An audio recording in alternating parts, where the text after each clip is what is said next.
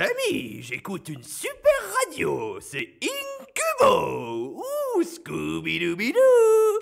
Comme Asbarac, la spécialité, c'est la sympathie. Et c'est quoi la spécialité de Thomas Barak?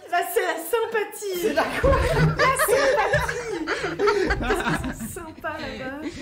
Ah, qu'est-ce qu'ils sont sympas là-bas. Ouais, je pense que c'est la première fois qu'on entend ce truc. Hein. La première. C'est la sympathie. Ouais. Eh ben, on a accueilli en rire, ça c'est plutôt cool. L'équipe de Basse-Cour. Mm-hmm. Bonjour. Bonjour. Et donc c'est Annie et Lydie. Voilà, bravo. On connaît nos prénoms.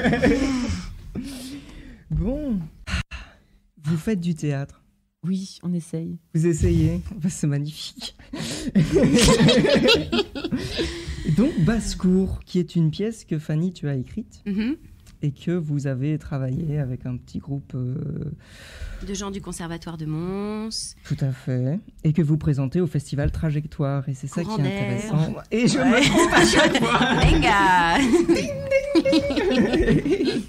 Que du coup, vous retrouverez, je le dis tout de suite comme ça c'est fait, les liens dans la description pour aller voir la première. Du coup, c'est une captation. Ouais, qu'on a filmé le 21. C'est le 28 que ça sort à 17h. Voilà. Et après, ce sera sur la chaîne YouTube pendant plein de temps. D'accord. La chaîne YouTube du festival Courant d'air. Voilà. Bon, est-ce qu'on commencerait pas sur les chapeaux de roue Par une lecture. Ben voilà. Ça paraît super. Okay. Donc, on vient de télécharger le texte de l'acte 1, scène 1. Alors, apparemment, moi, je vais faire Beps. Ouais, commandant Beps. Commandant Beps. Il a 10 ans. Et lui, son kiff, c'est d'inventer des mondes imaginaires à aller sauver. Ok. Et donc, dans la scène 1, bah, vous verrez, mais il crée une planète, quoi. Genre, il s'imagine qu'il est sur une planète, quoi. Ok. Voilà. Et moi, je fais Lise. Lise, c'est la grande sœur. Elle a 12 ans. Elle adore écrire des poèmes. Et c'est un peu celle qui tient les deux petits. Et ouais.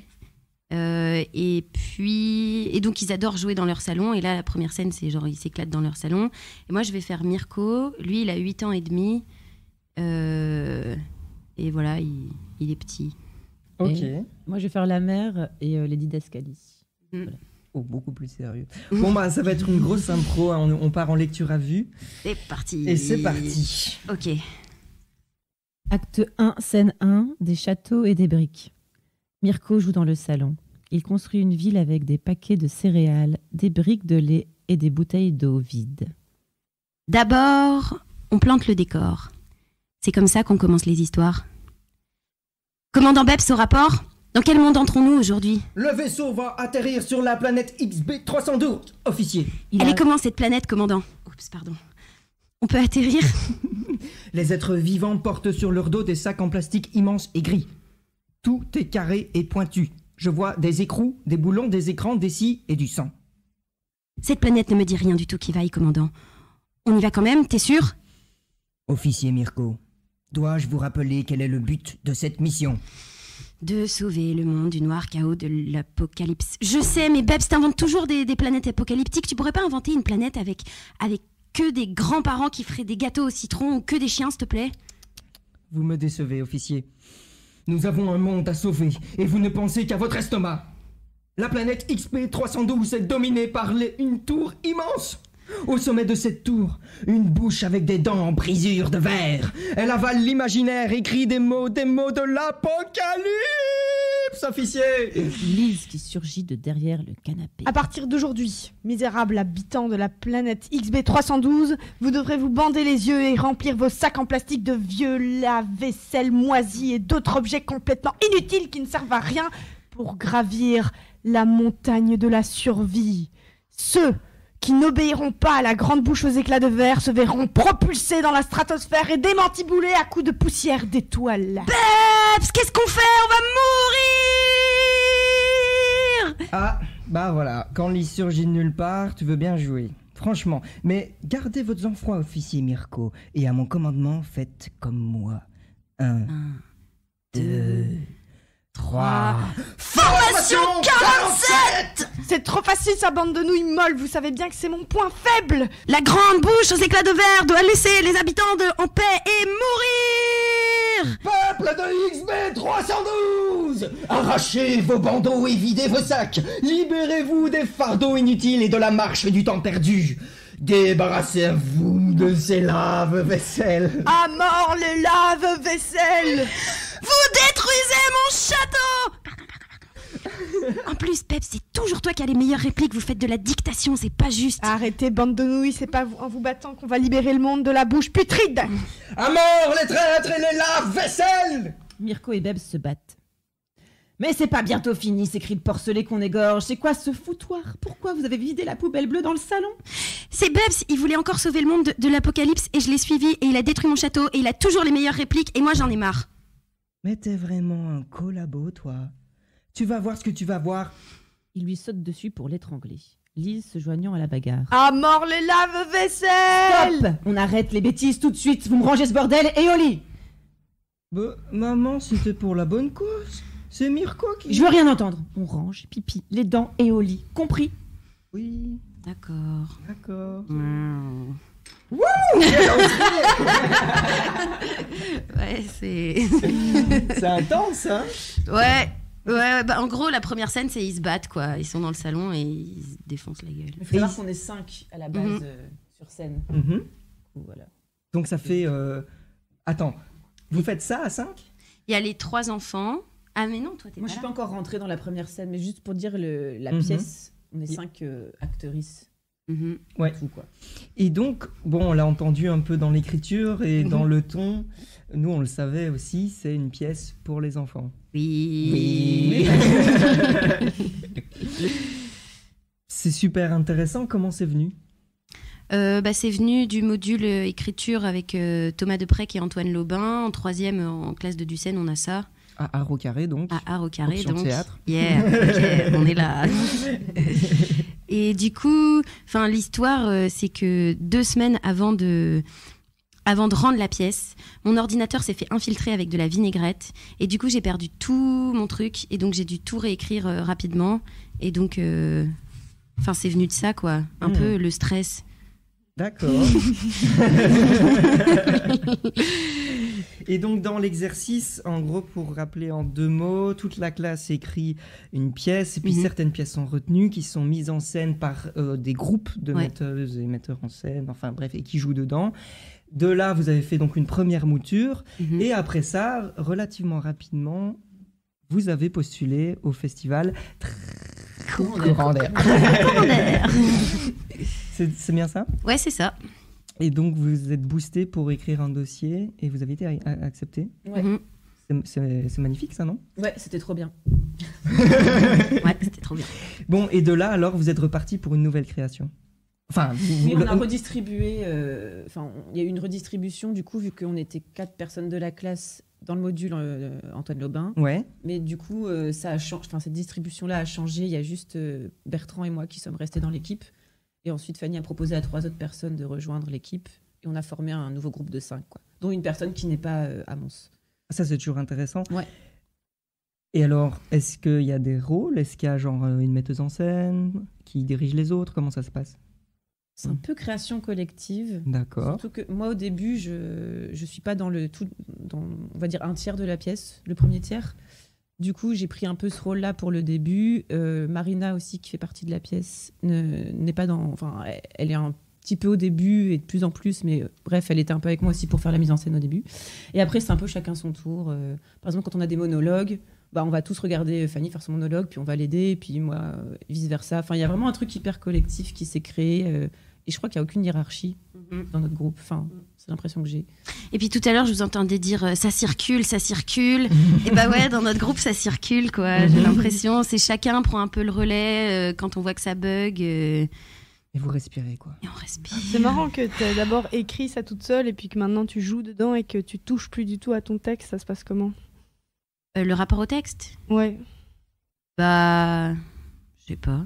Ça se passe.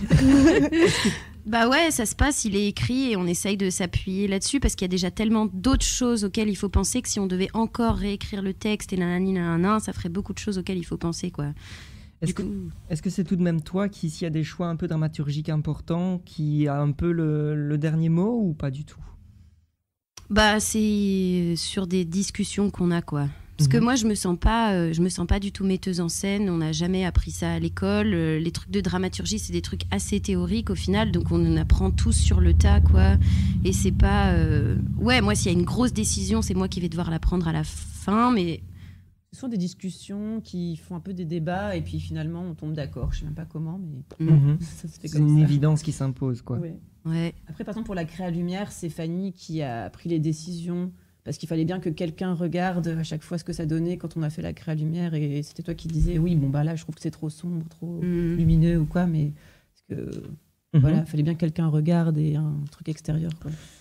Et donc il y a de la créa lumière, mais il y a aussi de la créa son. Yeah. Et je vous propose d'écouter tout de suite une des pistes, on en parlera plus après.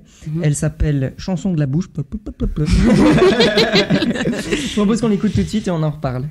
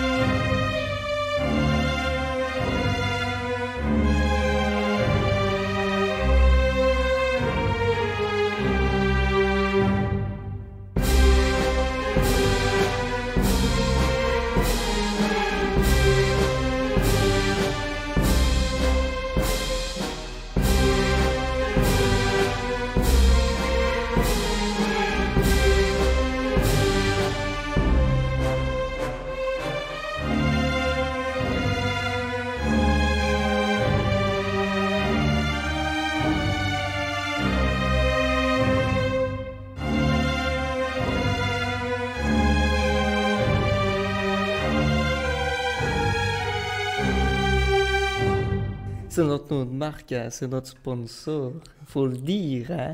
Ah oui, viens le dire aux gens. Si, viens jamais tu viens le dire aux gens. C'est qui le sponsor? Comas Barak. Et c'est qui Comas Barak? C'est un très bon restaurant. Voilà. Voilà. Mais c'est quoi ces jingles? Mais c'est des jingles de qualité. Écrits à l'avance. Pas du tout improvisé. Non, préparé longuement. Ouais. Oui, tout à fait. Réfléchi. C'était super beau la musique. Ouais. C'est de qui?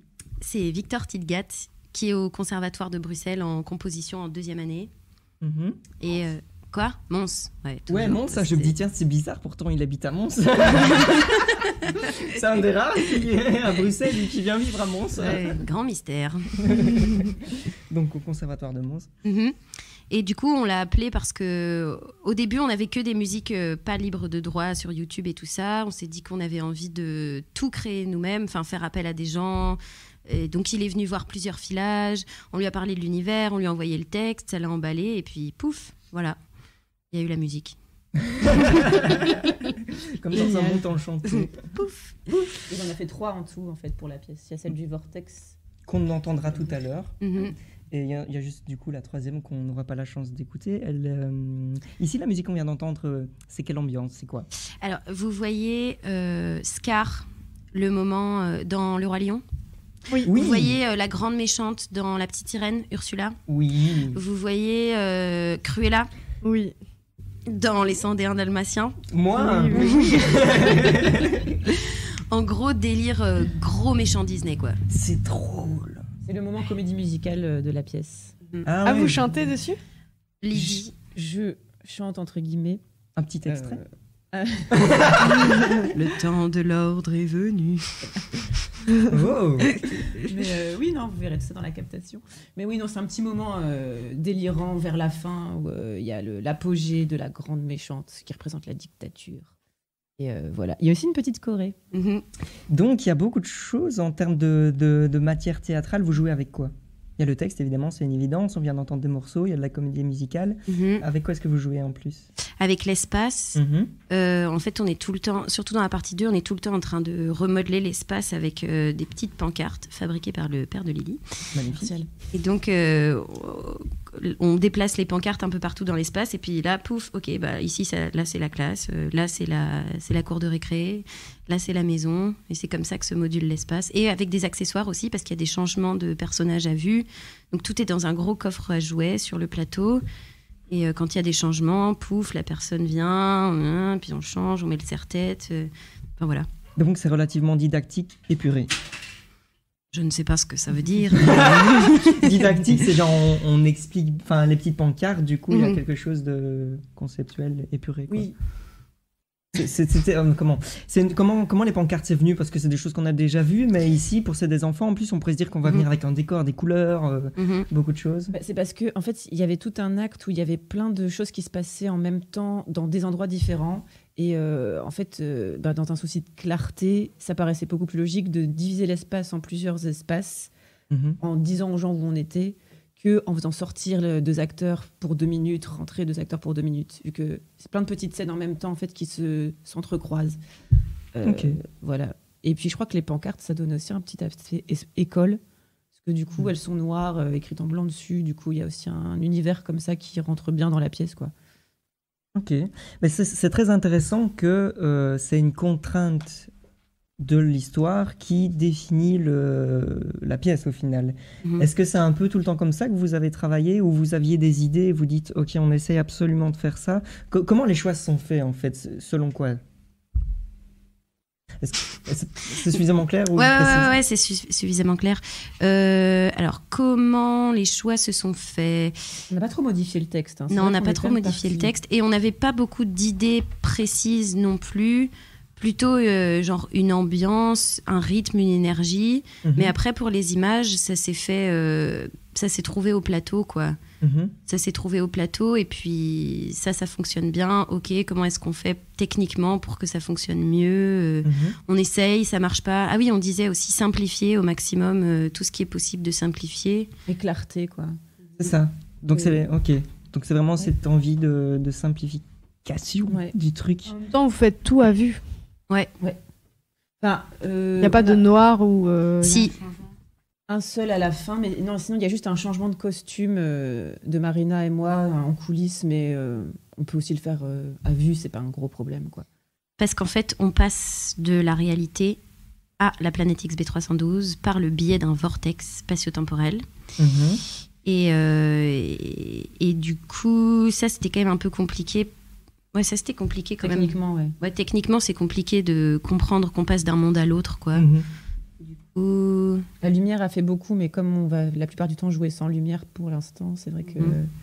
C'est pas trop dur parce que vous avez dit que vous avez fait une création collective, vous partagiez la tâche de la mise en scène, etc. Mais alors, comment est-ce que vous avez un regard extérieur qui peut vous donner des retours, etc. Vous avez invité des personnes à venir voir votre travail? Oui, il y a eu des profs qui sont venus nous voir, des amis qui sont aussi dans le monde du théâtre, tout ça. Enfin, on a eu des gens qui nous ont suivis un peu tout le temps quand même. Mhm. Et Enfin, c'est quelque chose qui vous a nourri ou c'était... Oui. bah, tous les retours qu'on a eus, c'était souvent cohérent. En plus, il y avait quand même ça se rejoignait. Du coup, c'était pas comme si quelqu'un nous disait un truc et quelqu'un le contraire. Souvent, les personnes revenaient sur les mêmes moments qui posaient problème ou qui fonctionnaient. Donc, ça nous a convaincus de retravailler ces moments-là, quoi. Ok, Mais on est bien entourés. mais ça c'est merveilleux. Moi j'ai envie maintenant, je sais pas vous, parce que là on a une bonne ambiance, je trouve, de la pièce, etc. Mais on sait toujours pas bien en fait qu'est-ce que vous défendez. Et alors, pour ça. Je vous propose d'écouter un morceau, mais pas un à vous. Je vous propose d'écouter un morceau de Eskil-Had qui s'appelle J'avance, et c'est du rap. Alors, vous m'aviez dit que c'est pour les enfants, vous aviez fait gaffe aux gros mots, etc. Ici, on va faire un petit pas de côté. Et c'est peut-être... vous allez voir. On écoute.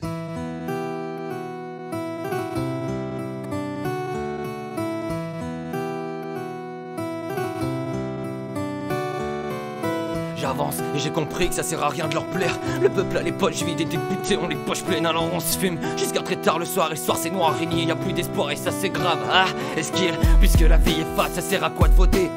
Tu veux faire quoi ta putain de vie? Allez taffer? Non, ça sera toujours les sucebites qui s'imposeront pour te donner des ordres. Tu trouveras qu'ils parlent trop. Alors parle, je veux pas de patron. Ils exploiteront les âmes perdues en heures supplémentaires pour te baiser la gueule à terre. Ils te mépriseront si t'as pas su leur plaire. Puisqu'apparemment on s'enferme et on s'enterre pour se rendre compte 10 ans plus tard que les souvenirs défilent. On finit interné, exploité, viré, suicidé, voir des proches partir et pleurer, des corps et enterrés. Bah ouais, le décor est laid, sauf pour tes intérêts. Viens voir ma bipolarité, gros. Si t'as cru.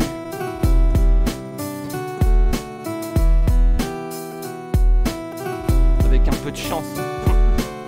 Avec un peu de chance, y'a moyen que la vie passe. Je balance des phases que la vie efface et j'espère que mes traces resteront gravées. Ah, péter les plans, devenir fou, se faire trembler. Ah, j'ai mis à nu ma dignité, noircir son infini incomplet. Mais toi t'as du succès, c'est vrai, mais combien de cimes t'as payé? Ah, et puis l'amour permet de remplacer les cœurs. Et pendant compenser à dépenser, on s'est fait les confinés, réenculés, puis enculés, puis reconfinés. Je parle et ça perdure, et je dépends de cette merde. Cette prison nous enferme, souvent je perds et je vois plus le ciel. Souvent je perds et je vois plus le ciel. Alors je regarde mon étoile quand les taux se resserrent, gros.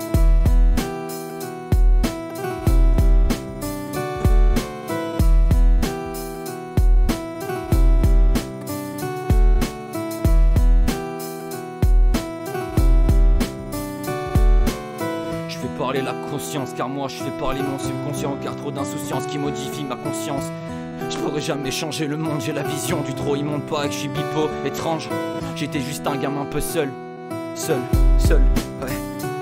J'étais juste un gamin un peu seul. Loup solitaire, n'a pas peur d'avancer, nouvelle année, nouvelle paire. C'est la paire de TN qui a tabassé le bitume, CRS qui assassine, j'hallucine. Marine Le Pen, on t'embrasse pas, sale putain de ta mère, solitaire. N'a pas peur d'avancer, nouvelle année, nouvelle paire. C'est la paire de TN qui a tabassé bitume.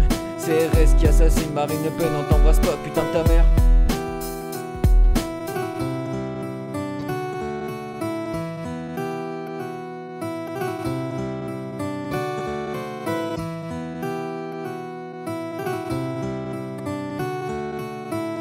C'était donc Eskil-Had, J'avance, qui mâche pas ses mots et qui clairement crache un petit peu sur notre monde fermé, on pourrait dire ça comme ça. J'ai l'impression que ça rejoint un petit peu ce que vous voulez défendre. Qu'est-ce que vous voulez dire? Que c'est important de continuer à rêver. Malgré tout, malgré toutes les contraintes, malgré tout, toute cette dictature sanitaire, toutes ces règles qui deviennent de plus en plus intrusives dans la vie intime de tout un chacun et qui peut vite faire devenir fou en fait et isoler et aussi qui impose un modèle à suivre, une marche à suivre, duquel on aimerait inciter les gens à tout faire péter, quoi, et puis à rêver, et à continuer à créer des trucs. Et c'est vrai qu'en plus, ce que vous avez fait, c'est hyper une énorme catharsis du jeu, quoi. Ils n'arrêtent pas d'aller dans des mondes tout à fait dingues. Donc au niveau de l'imaginaire, c'est éclaté. Parce que du coup, ici, c'est une pièce pour enfants, donc ça s'adresse principalement aux enfants. Et donc, pourquoi aux enfants à ce niveau-là, au niveau de ce que tu viens de dire, par exemple, au niveau de l'imaginaire, etc. Je pense que d'une part, ça se prend pas au sérieux, c'est-à-dire ça essaye pas de défendre absolument, d'être un truc didactique. Ah ouais, je pense à 10 000 trucs en même temps. Aux enfants, je pense surtout parce que, d'une part, dans l'énergie, c'est très, ça change d'image tout le temps. Il y a tout le temps du mouvement, et puis à certains moments, ça se pose. Mais aussi dans l'écriture, c'est une écriture très simple, assez accessible, qui... Ouais, je sais pas pourquoi. Pourquoi aux enfants ? Peut-être parce que c'est des enfants aussi. C'est l'histoire de certains enfants, donc peut-être les enfants peuvent s'identifier à eux aussi. Après, là, on a eu quand même pas mal de retours où les gens nous disaient ouais, vous dites que c'est pour les enfants, mais moi, ce que je vois, c'est qu'il y a aussi une couche pour les adultes et il y a aussi certaines parties où c'est plutôt les adultes qui vont se sentir concernés. Donc, on nous parle souvent de plusieurs couches. Et nous, on pense quand même que ça peut s'adresser à un public adulte comme enfant, même si de base, on est jeune public, quoi. D'accord. C'est une pièce assez légère. On a lu un peu tantôt. On peut dire ça. Ouais, c'est léger dans la manière dont c'est écrit, mais après le propos. Et puis il y a quelques passages un peu plus poétiques qui seraient plutôt le point de vue de l'adulte sur la société. Donc c'est un peu un balancement. C'est pas tout le temps des vannes. Il y a des trucs qui sont défendus quand même avec le texte, quoi. D'accord. Au cœur du texte, il y a du cœur, justement. Ouais. Je l'ai perdu. J'avais une question. C'était quoi ? Que défendez-vous, ça s'est fait ? Ah oui, c'est ça. Les enfants, oui, c'est chouette, mais on peut pas tout faire devant des enfants. Genre, j'ai dit avant la musique les gros mots, des choses comme ça. Est-ce qu'il y a des choix que vous avez dû prendre ? Vous êtes dit, ah bah non, ça va être pour des enfants, ça on peut pas faire. Est-ce que c'est arrivé déjà ? Et est-ce que si c'est arrivé, c'était oh dommage ou plutôt trop bien, on peut faire ça ? Il y avait quelques parties un petit peu vulgaires à la base quand même qu'on a supprimées. On s'est dit c'est pas nécessaire en fait et ça nous a rien enlevé, je pense. On a juste enlevé, je sais pas, qu'est-ce que tu fous là par qu'est-ce que tu fais là. C'est pas grand chose et c'est vrai que si on est dans des écoles et tout ça, on va pas amener de la vulgarité là où on essaye de pas en avoir Et puis, je trouve que justement, le fait de se dire « Ah, on va jouer devant des enfants, qu'est-ce qu'on peut faire ?» Je trouve que ça ouvre le champ des possibles plutôt que de le refermer. C'est pas une contrainte, en fait. Parce que je trouve qu'avec les gosses, tu peux tant t'éclater qu'en scéno, tu peux y aller comme un gros malade dans le jeu. Plus qu'avec des adultes ? J'ai l'impression. Parce qu'ils ont encore plus ils ont l'imaginaire qui est... Ouais, ils ont le cerveau moins cadré, quoi. Ils ont moins de règles que nous dans la tête, tu vois. Peut-être une autre demande aussi. Ouais. Et puis, c'est une autre manière de réfléchir que nous, les enfants. Quand ils n'ont pas encore été à l'école, ils n'ont pas appris tous les protocoles, nanani, nanana, donc ils sont plus libres dans leur tête, j'ai l'impression, que certains adultes. Et donc, ce spectacle vient leur donner des pistes pour leur tête. Et je voyais dans le texte « ce » écrit en rouge. Ouais. Pourquoi ? Est-ce que c'est une question de genre ? Non, pas du tout. C'est juste que c'était un top dans la mise en scène. J'avais ma transition toute prévue. Juste que j'ai oublié de le mettre en noir. Bon, le ce, si jamais vous lisez le texte, c'est un top dans la mise en scène. Ceci dit, quand on avait discuté un peu à l'avance, vous aviez parlé de cette attention particulière au niveau du genre, de ne pas imposer un imaginaire justement préconçu. Oui, ça c'était dans la recherche de costumes, notamment pour les personnages féminins, où au début on allait partir dans des choses très, par exemple une petite fille en robe ou moi qui joue une femme en robe. Puis on a beaucoup réfléchi à ça, à comment pas mettre les codes de la société, donc de la sexualisation des femmes notamment dans notre société, sur scène et comment créer un univers à nous. Et justement, c'est ce qu'on nous a fait un retour il y a quelques jours en nous disant que oui, il y avait un univers scénographique et costumier qui était propre à la pièce et qui du coup, on espère, casse un peu les codes et voilà. Ouais, ça c'était important quoi. Qu'est-ce qu'on vient mettre sur scène et qu'est-ce qu'on continue de répandre ou pas en fait. Oui, tout à fait. Et cet univers, on va le prolonger, c'est super comme retour, je pense, que vous avez eu, avec Vortex spatio-temporel, qui est un autre morceau de la pièce, qui est clairement un univers, on rentre dedans. On écoute.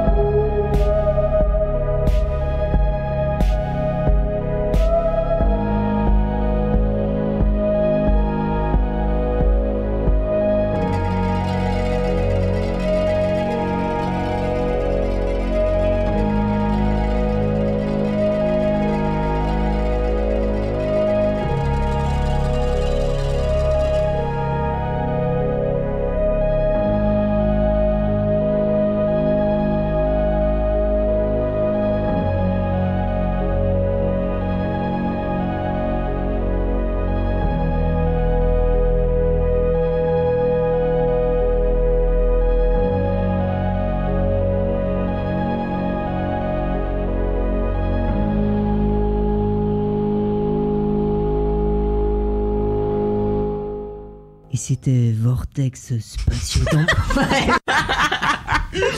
Une composition donc pour la pièce de théâtre Basse-Cour qui est faite de Victor. Bon, c'est super beau. Hein. Ça donne rien que pour ça envie de venir voir le spectacle. Alors oui, c'est ça, parce qu'en fait, quand on a lancé le son, il y a Fanny qui est là, c'est pas ça, non c'est pas ça. Mais en fait si, c'était pas la bonne version, mais tant mieux. Mais comme ça. c'est pas grave parce qu'il y a des éléments qui sont dans la bonne version. Voilà. En 2 mots, donc c'était festival Courant d'air, c'est bon. Du coup une version pas en vrai, une version filmée. Alors, est-ce que c'était chouette ou pas chouette? Oui, c'était super chouette. Ouais, c'était trop bien. Surtout qu'ils nous ont accueillis pendant une semaine entière dans leurs locaux et donc on a pu faire une résidence de 3 jours avant de jouer, ce qui était hyper chouette et voilà, et on a joué dans une belle salle avec 3 caméras et on a hâte de voir ce que ça donne. Magnifique. Ben, le lien en tout cas pour la diffusion, le lien de votre page Facebook, il y a le compte Insta aussi, c'est @xb-312. Yeah. Et le 28, c'est le 28 mai. Ouais. Voilà. À 17h. Avril. Ah oui, c'est ce mercredi. Avril, C'est ce mercredi, vous pourrez aller revoir du coup la captation de la pièce. Et peut-être pour se quitter, vous aviez envie de nous lire un petit poème? Oui. Oui. C'est les derniers mots de Lise dans la pièce. Eh ben on vous écoute. Ah oui, mais on le connaît pas par cœur. Vous le connaissez pas par cœur? Et on n'avait pas la pièce là. Alors, est-ce qu'on avait la pièce là? Là, il y avait juste Non, on n'a l'acte que l'acte 1.